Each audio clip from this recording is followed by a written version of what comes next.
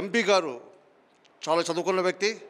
ఆయన తన యొక్క చదువు ద్వారా కానీ తన యొక్క తెలివితేటల ద్వారా కానీ తప్పకుండా ఈ చిత్తూరుని అభివృద్ధి ప్రయాణంలో పయనింపజేస్తారని ఆశిస్తూ, ఎమ్మెల్యేగా మన జగన్మోహన్ గారు తప్పకుండా మన చిత్తూరుకు కావలసిన నీటి సదుపాయం కావచ్చు, యూనివర్సిటీ కావచ్చు, నిరుద్యోగ యువకులకు ఉద్యోగ భద్రత కల్పిస్తారని ఆశిస్తూ, తప్పకుండా మీరందరూ కూడా వీరిద్దరిని గెలిపించవలసిందిగా కోరి ప్రార్థిస్తున్నాను. Thank you.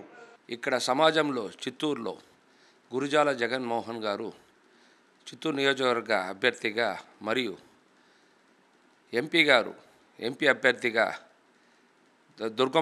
దుగ్గమల్ల ప్రసాద్ గారు వీరిరువురు చిత్తూరు నియోజకవర్గంలో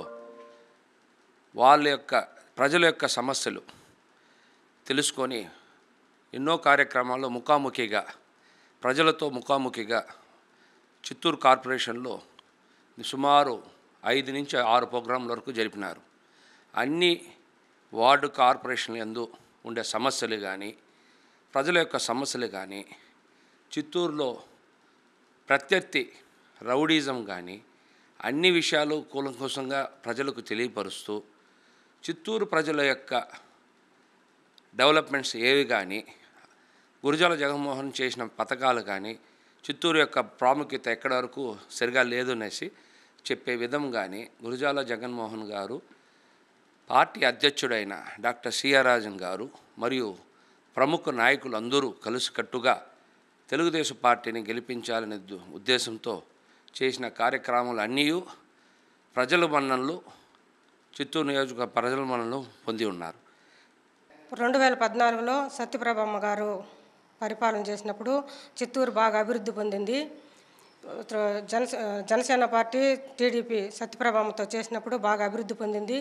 ఇప్పుడు 2024లో గురుజాల జగన్మోహన్ గారు, దగ్గుపాటి ప్రసాదరావు గారు వాళ్ళు విజయవంతంగా గెలిపించి అభివృద్ధి పొందేదానికి అందరూ కృషి చేసి మెజార్టీతో గెలిపించాలని చిత్తూరు ప్రజలందరినీ కోరుకుంటున్నాను.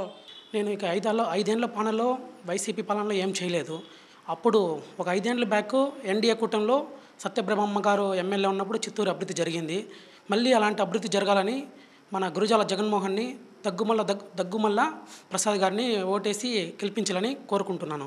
ఎమ్మెల్యేగా గురుజాల జగన్మోహన్ గారిని, ఎంపీగా దగ్గుమల్ల ప్రసాద్ గారిని ఓటేసి కోరుకుంటున్నాను. 2024లో కన్ఫామ్గా ఎన్డీఏ ప్రభుత్వమే కూటమియే రావాలి.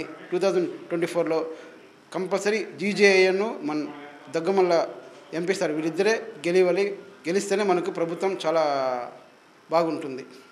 చిత్తూరులో చూస్తే అనేక ఇల్లీగల్ యాక్టివిటీస్, గంజాయి అమ్ముతున్నారు, లాటరీ టికెట్స్ అమ్ముతున్నారు, అలాగే భూ కబ్జాలు జరిగాయి, రౌడీ పాలన జరిగింది, సామాన్య ప్రజలు గొంతెత్తితే వాళ్ళని బెదిరించడం జరిగింది. అలాంటి పాలన పోవాలంటే మళ్ళీ ఈరోజు 2024 ఎలక్షన్స్లో సార్వత్రిక ఎన్నికల్లో మళ్ళీ ఎన్డీఏ కూటమి ఏర్పడుతుంది. జనసేన, తెలుగుదేశం, బీజేపీ ఉమ్మడి అభ్యర్థి అయిన గురుజాల జగన్మోహన్ గారిని, అలాగే ఎంపీ అభ్యర్థి అయిన దగ్గుమల్ల ప్రసాదరావు గారిని మీ అమూల్యమైన ఓటు వాళ్ళకి వేసి అత్యంత మెజారిటీతో ఇద్దరు క్యాండిడేట్స్ని, ఒక ఎమ్మెల్యే క్యాండిడేట్ని, ఎంపీ క్యాండిడేట్ని అత్యంత మెజారిటీతో గెలిపించాలని చెప్పేసి జనసేన తరపున లోచన్ శ్రీరామ్ అనే నేను చిత్తూరు నియోజకవర్గంలో ప్రతి ఒక్క ఓటర్ని అభ్యర్థిస్తున్నాను.